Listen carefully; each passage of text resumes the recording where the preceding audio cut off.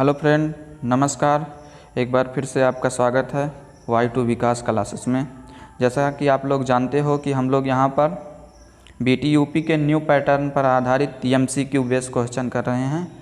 ये हमारा 5वां लेक्चर है। इसके पहले हमने 4 लेक्चर ले चुका हूँ, जिसमें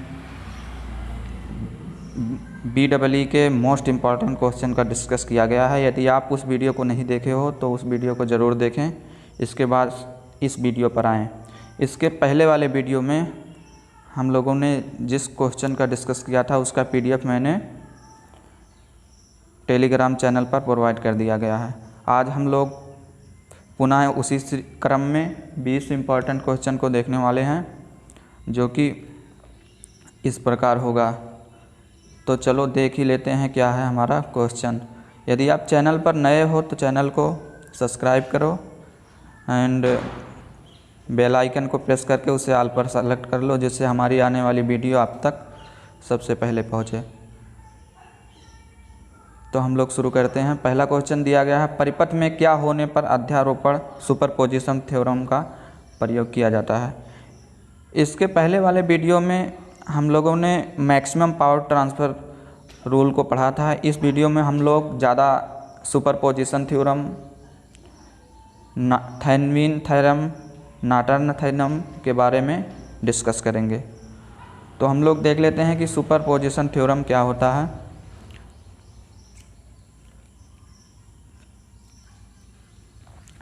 सुपरपोजिशन थ्योरम लागू होने के लिए सर्किट कैसा होना चाहिए। फर्स्ट पॉइंट है कि सुपरपोजिशन थ्योरम लागू होने के लिए सर्किट जो होता है लीनियर होना चाहिए।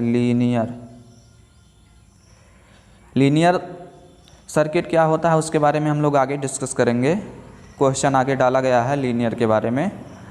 पहला तो लीनियर होना चाहिए, और दूसरी बात है कि सुपरपोजिशन थ्योरम उस पर लागू होता है जिसमें कम से कम 2 सोर्स हो। 2 source must be available and more than, चाहे जितना सोर्स हो सकता है, तो कम से कम 2 सोर्स होना चाहिए। चाहे वो दोनों सोर्स वोल्टेज हो या फिर करंट हो, या वोल्टेज करंट हो सकता है, लेकिन कम से कम 2 सोर्स होना चाहिए, और अधिक से अधिक चाहे जितना हो सकता है। तो हम लिख सकते हैं कि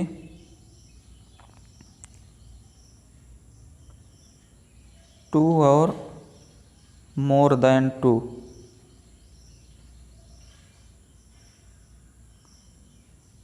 2 सोर्स यदि अवेलेबल रहेगा तभी हम लोगों का जो है सुपरपोजिशन थ्योरम लागू होगा। तीसरा क्या है पॉइंट नोट करने वाला, तीसरा पॉइंट है कि सुपरपोजिशन थ्योरम में 2 सोर्स होता है, जिसमें से 1 source can be activated and all other must be deactivated. अर्थात जब हम लोग सुपरपोजिशन का प्रयोग करते हैं तो उसमें से दोनों सोर्सों में से एक सोर्स को एक्टिवेट करते हैं और दूसरों को डीएक्टिवेट करते हैं। मान लीजिए एक सर्किट बना दे रहे हैं हम लोग, ये वोल्टेज है यहाँ पर, और एक मान लीजिए यहाँ पर प्रतिरोध लगा हुआ है, और एक ये धारा स्रोत है, यहाँ पर एक प्रतिरोध है। ये मान लीजिए I1 धारा इसमें प्रवाहित हो रहा है और I2 इसमें। तो हम लोग ये नहीं है कि दोनों सोर्स को एक साथ एक्टिवेट करके इसमें I1 व I2 का धारा निकाल सकते हैं। हम लोगों को I1 धारा निकालने के लिए पहले तो करंट को जो हो उसे डीएक्टिवेट करना पड़ता है। तो इसमें करंट को हम लोग डीएक्टिवेट करने के लिए उसे ओपन कर देते हैं। तो ये भी पॉइंट नोट करने लायक है कि सुपरपोजिशन थ्योरम में वोल्टेज को अप्लाई करने के लिए करंट को क्या करते हैं, हम लोग करंट को ओपन कर देते हैं। करंट को ओपन कर देते हैं। पूछा जा सकता है एग्जाम में ये भी कि सुपरपोजिशन थ्योरम में वोल्टेज को अप्लाई करने के लिए या एक्टिव करने के लिए हम लोगों को करंट को ओपन कर देना पड़ता है। तो यहाँ से करंट को ओपन कर देंगे तो यहाँ पर हमारा I1 जो धारा है निकल जाएगा। फिर जब हम लोगों को I2 धारा निकालना होगा तो हम लोग वोल्टेज को शॉर्ट कर देंगे। अर्थात इसमें सुपरपोजिशन थ्योरम में वोल्टेज को शॉर्ट सर्किट करना पड़ता है। मतलब दो सोर्स में से एक को एक्टिवेट करना होगा, एक को डीएक्टिवेट करना होगा। ये नहीं कि दो सोर्स है तो एक को एक्टिवेट करना है तो एक को निकाल कर बहा देंगे, ऐसी बात नहीं है। हम लोग वोल्टेज को डीएक्टिवेट कर देंगे तो यहाँ से I2 निकल कर आ जाएगा। तो कहने का साफ साफ मतलब है कि यदि दो सोर्स है, अगर हमें सुपरपोजिशन थ्योरम लगाना है तो उसमें से एक सोर्स को एक्टिवेट करना होगा एंड दूसरे सोर्स को डीएक्टिवेट करना होगा। पहले सोर्स को या वोल्टेज को एक्टिवेट करने के लिए धारा को ओपन करना होता है, जिससे हम लोग सर्किट में प्रवाहित धारा का मान निकाल लेते हैं, और वोल्टेज को धारा को एक्टिवेट करने के लिए वोल्टेज को शॉर्ट करना पड़ता है। तो हम लोग बस यही 4 पॉइंट है जिसे आप लोग यदि ध्यान रखते हो तो सुपरपोजिशन थ्योरम में कोई भी क्वेश्चन आएगा तो उसे आप लोग लगा सकते हो। तो हम लोग पहला क्वेश्चन देखते हैं कि क्या है। दिया गया है परिपथ में क्या होने पर अध्यारोपण सुपरपोजिशन थ्योरम का प्रयोग किया जाता है। तो हम लोगों ने डिस्कस किया कि परिपथ में सुपरपोजिशन थ्योरम तभी प्रयोग होगा कि जब 2 और मोर देन 2 सोर्स यदि परिपथ में अवेलेबल हो तो लगा सकते हैं। तो दिया गया केवल वोल्टेज स्रोत पर, ये तो हो नहीं सकता क्योंकि 2 सोर्स चाहिए। केवल एक्टिव एलिमेंट पर लगता है, लेकिन कम से कम 2 सोर्स होना चाहिए। A number of voltage, option number 3 हमारा करेक्ट हो जाएगा क्योंकि इसमें अ नंबर ऑफ वोल्टेज मतलब कई वोल्टेज हैं। तो पहले का जो ऑप्शन हो जाएगा वो फर्स्ट हो जाएगा। नेक्स्ट क्वेश्चन क्या है देख लेते हैं।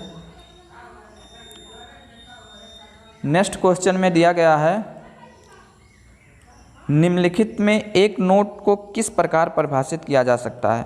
तो हम लोग नोट का परिभाषा जानते हैं, जंक्शन ऑफ 2 और मोर देन 2 एलिमेंट जब किसी पॉइंट या किसी नोट पर मिलते हैं। मान लीजिए एक शाखा ये है, ये किसी पॉइंट है और एक शाखा यहाँ पर मिल रहा है, मान लीजिए वोल्टेज एक शाखा। तो इस पॉइंट को हम लोग नोड बोलते हैं, इसे नोड भी बोलते हैं एंड जंक्शन के नाम से भी इसे जाना जाता है।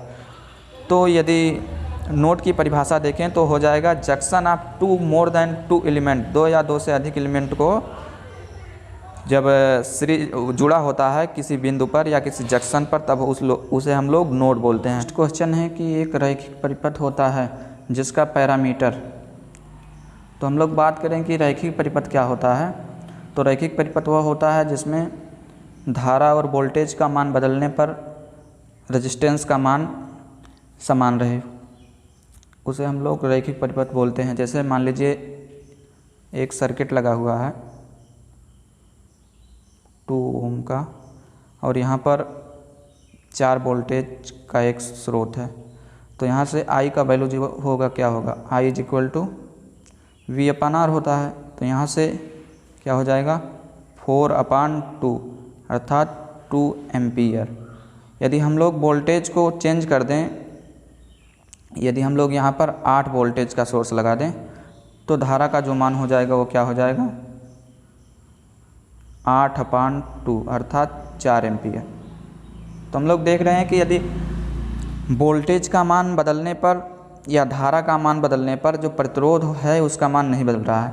तो ऐसा सर्किट जिसमें एक प्रतिरोध और वोल्टेज का मान, जिसमें धारा और वोल्टेज का मान चेंज करने पर प्रतिरोध का मान ना बदले, वो हम लोग उसे रैखिक परिपथ कहते हैं, लीनियर सर्किट बोलते हैं। तो हमारा जो ऑप्शन है वो कौन सा सही हो जाएगा। करंट के चेंज होने पर परिवर्तित, ये तो नहीं हो रहा है। वोल्टेज के चेंज होने पर परिवर्तित होता है, ये भी नहीं हो रहा है। वोल्टेज और करंट में परिवर्तन होने पर परिवर्तित नहीं होता है, जो कि ऑप्शन नंबर जो 3 है वो राइट हो जाएगा। तो option 3 is the correct. Next question की ओर हम लोग आगे बढ़ते हैं। दिया गया थेवेनिन का प्रमेय किस नियम पर होता है। थेवेनिन का प्रमेय किस नियम पर लागू होता है। तो थेवेनिन का प्रमेय की कुछ बातें हैं जिसे हम लोग नोट कर ले रहे हैं। तो सबसे पहले कि थेवेनिन प्रमेय का प्रयोग करते समय हमें जो सर्किट का प्रयोग करते हैं वो कैसा होना चाहिए। लीनियर सर्किट का प्रयोग करते हैं, लीनियर अर्थात सर्किट। पहला तो लीनियर सर्किट होना चाहिए। सेकेंड बात है कि वो यूनिलेटरल होना चाहिए, जो एलिमेंट है यूनिलेटरल होना चाहिए। यूनिलेटरल मतलब एलिमेंट दो प्रकार का होता है, एक होता है यूनिलेटरल और एक होता है बायोलेटरल। यूनिलेटरल मतलब धारा जिसमें एक ही दिशा में फ्लो हो तो उसे हम लोग यूनिलेटरल बोलते हैं, और यदि धारा का मान या धारा की दिशा दोनों दिशाओं में बदल रही है तो उसे हम लोग बायोलेटरल बोलते हैं। तो हम लोगों का जो थेवेनिन प्रमेय में एलिमेंट का प्रयोग किया जाता है उसे हम लोग यूनिलेटरल का प्रयोग करते हैं। जैसे बायोलेटरल का यदि हम लोग उदाहरण सोचें तो क्या होता है कि जो डायोड होता है वो बायोलेटरल का उदाहरण है, क्योंकि यदि जब हम लोग एक बार डायोड को फॉरवर्ड बायस में जोड़ते हैं तो जो हमारा धारा होता है उसमें फ्लो होता है, अर्थात जो सर्किट होता है वो क्लोज सर्किट की भांति व्यवहार करता है। जब हम लोग डायोड को रिवर्स बायस में कर देते हैं तो जो सर्किट होता है वो ओपन सर्किट की भांति व्यवहार करने लगता है, जो कि धारा प्रवाहित नहीं करता। अर्थात एक बार हम लोगों को धारा का कुछ मान प्राप्त हो रहा है और एक बार धारा की मान नहीं प्राप्त हो रहा है, तो इस प्रकार को हम लोग बायोलेटरल कहते हैं। यूनिलेटरल मतलब उसकी वोल्टेज और पोलैरिटी चेंज करने पर धारा की दिशा में कोई परिवर्तित ना हो तो वो होता है लेटरल, यूनिलेटरल। तो जो थेवेनिन का प्रमेय है उसमें यूनिलेटरल एलिमेंट होना चाहिए। और तीसरी बात है कि हम लोग थेवेनिन का प्रयोग करके थेवेनिन वोल्टेज तथा थेवेनिन प्रतिरोध को ज्ञात कर सकते हैं। थेवेनिन प्रतिरोध और थेवेनिन वोल्टेज या इक्विवेलेंट वोल्टेज को हम लोग ज्ञात कर सकते हैं। और मोस्ट इम्पॉर्टेंट बात है कि प्रतिरोध को और थेवेनिन प्रतिरोध तथा वोल्टेज को हम लोग लोड के साथ श्रेणी क्रम में जोड़ते हैं। मान लीजिए एक परिपथ बना देते हैं, एक परिपथ ये है VTH और यहाँ पर एक RTH थेवेनिन प्रतिरोध, इसे हम लोग लोड के साथ ऐड करते हैं श्रेणी क्रम में, लोड। अर्थात कि यदि कोई आपसे पूछता है कि थेवेनिन परिपथ में प्रमेय में वोल्टेज और प्रतिरोध को लोड के साथ किस क्रम में जोड़ा जाता है, तो हम लोग बेझिझक बोल सकते हैं कि लोड को वोल्टेज और प्रतिरोध के साथ हमेशा श्रेणी क्रम में जोड़ा जाता है। तो यहाँ से जो हमारा क्वेश्चन पूछा गया है कि थेवेनिन का प्रमेय किस पर लागू होता है, तो हम लोग जान गए हैं कि थेवेनिन का प्रमेय जो लीनियर परिपथ होता है उस पर लागू होता है। तो option first is the correct.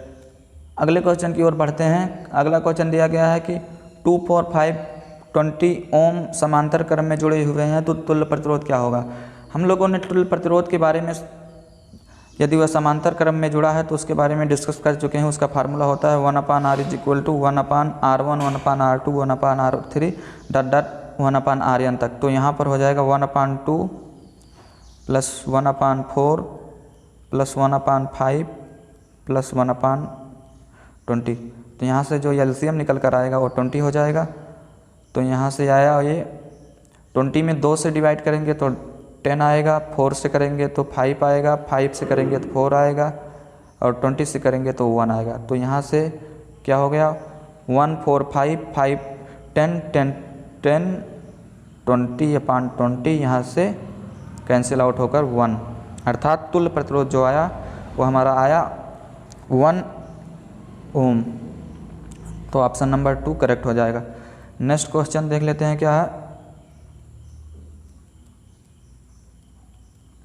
दिया गया है कि निम्नलिखित में ओम के नियम का सही सूत्र क्या है। हम लोगों ने ओम के नियम के बारे में डिस्कस किया है इसके पहले में कि ओम का नियम क्या होता है कि जब किसी चालक की या कंडक्टर की भौतिक अवस्थाएं जैसे तापदाब आदि आप परिवर्तित रहे तो उनके सिरों के बीच लगाया गया विभवांतर उसमें प्रवाहित धारा के प्रोपोर्शनल होता है। तो हम लोग यहाँ से बोल सकते हैं कि V प्रोपोर्शनल I। तो यहाँ से क्या हो जाएगा, जब प्रोपोर्शनल का चिन्ह हटता है तो एक नियतांक जुड़ता है जिसे हम लोग K बोलते हैं। यहाँ R लेंगे, यहाँ पर ये हो जाएगा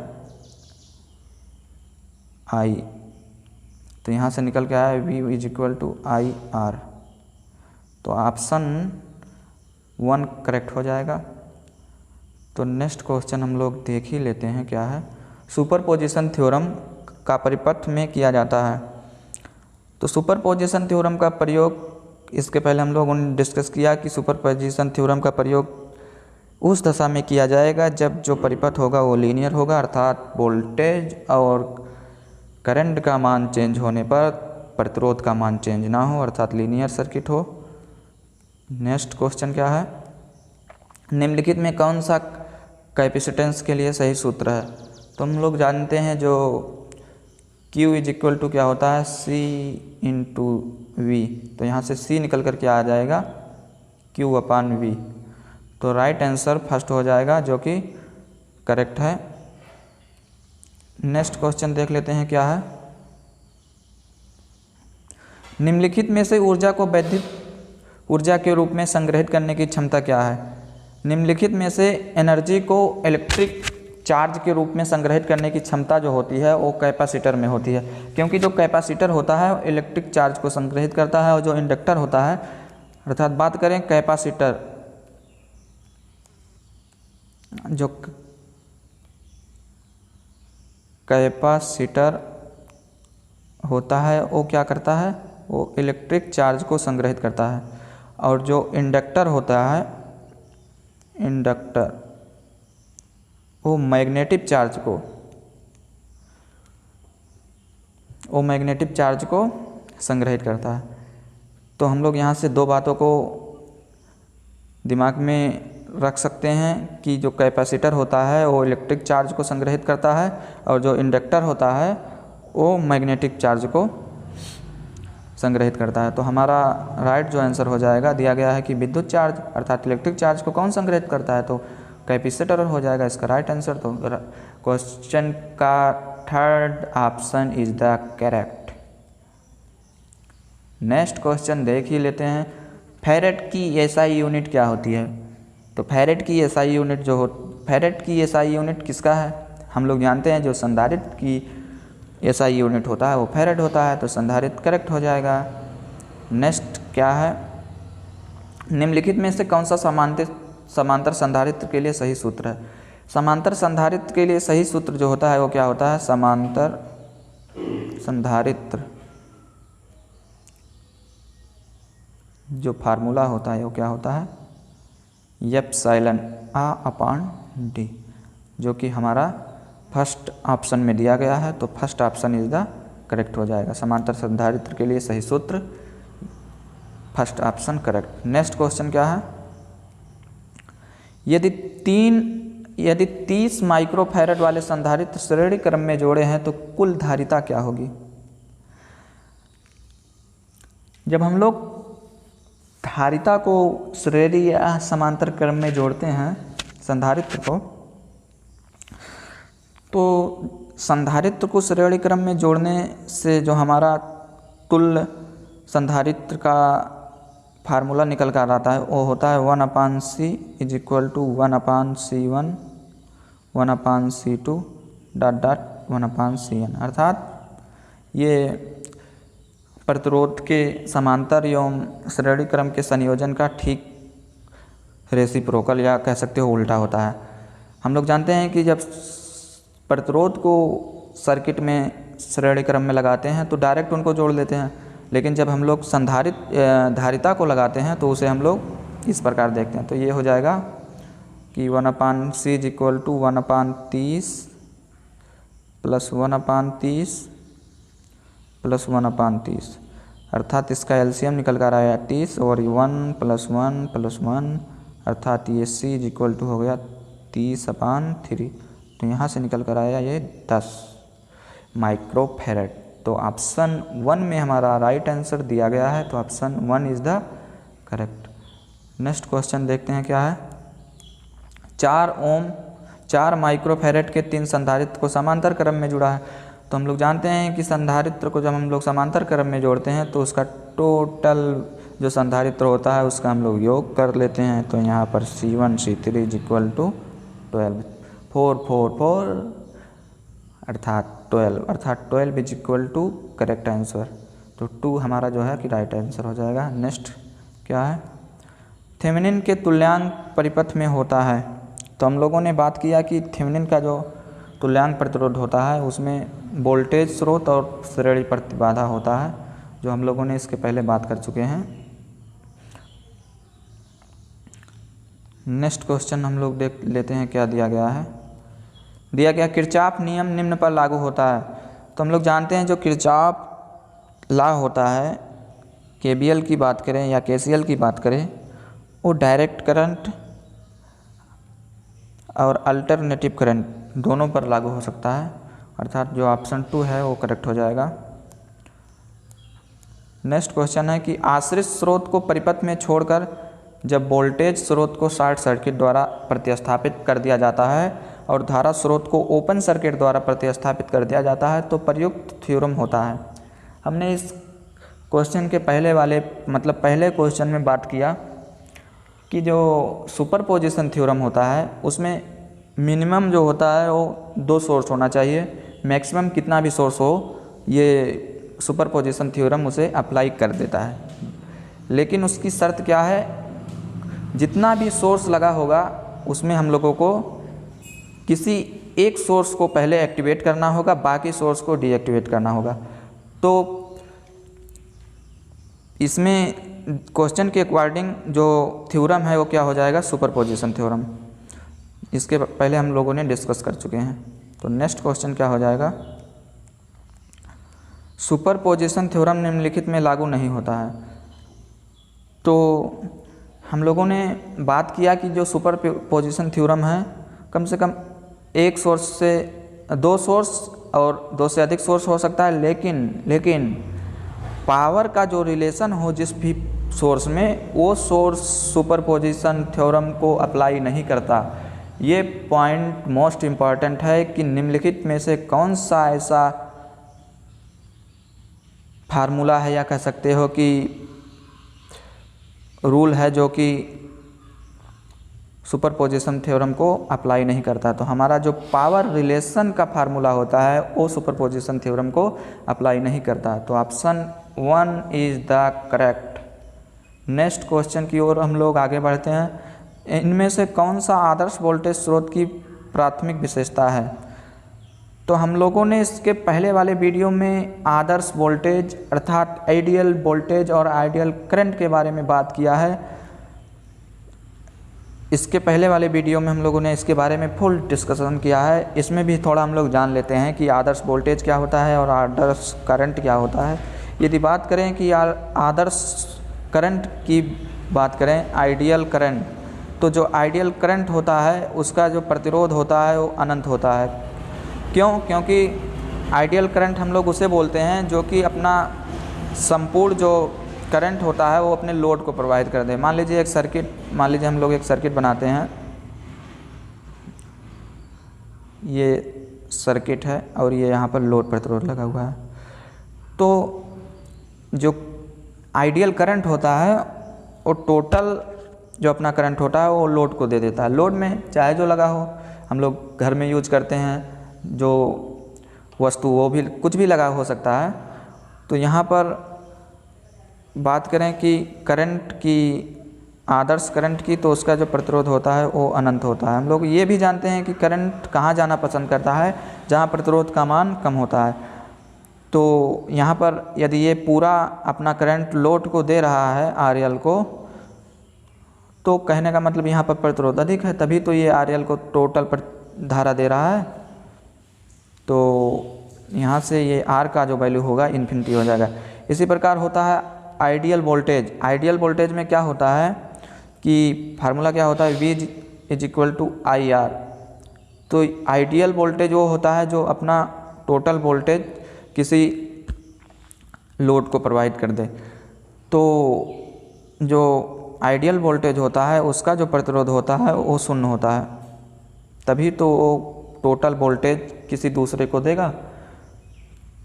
तो यहाँ से जो हम लोगों का क्वेश्चन बोला है, क्वेश्चन की हम लोग देखते हैं इसमें कौन सा आदर्श वोल्टेज स्रोत की प्राथमिक विशेषता है। तो बात करें हम लोग वोल्टेज की, आदर्श वोल्टेज की तो बात किया कि उसका जो प्रतिरोध होता है वो अनंत होता है। नेक्स्ट क्वेश्चन की ओर आगे बढ़ते हैं। दिया गया है श्रेणी परिपथ में का मान बराबर होता है। तो हम लोगों ने बात किया कि श्रेणी परिपथ में जो धारा का मान होता है वो समान होता है, और यदि हम लोग समांतर क्रम में उस श्रेणी प्रतिरोध को ऐड कर दें तो वोल्टेज का मान इक्वल हो जाता है। तो यहाँ से दो बात ध्यान देने वाली है। एक तो श्रेणी क्रम में यदि प्रतिरोध को हम लोग श्रेणी क्रम में ऐड किए हैं तो धारा का मान सेम होगा, यदि हम लोग प्रतिरोध को समांतर क्रम में ऐड किए हैं तो वोल्टेज का मान समान होगा। तो यहाँ पर धारा का मान समान होगा, तो ऑप्शन 1 इज द करेक्ट हो जाएगा। नेक्स्ट क्वेश्चन क्या है, बस इतना ही क्वेश्चन है। सो गाइज, आशा करता हूँ, उम्मीद करता हूँ कि वीडियो आपको अच्छा लगा होगा। यदि अच्छा लगा है तो दिल से लाइक करिए, एंड चैनल पर नए हो तो चैनल को सब्सक्राइब कर लीजिए, एंड बेल आइकन को प्रेस करके उसे ऑल पर सेलेक्ट कर लीजिए, जिससे हमारा आने वाली वीडियो आप तक सबसे पहले पहुँचे।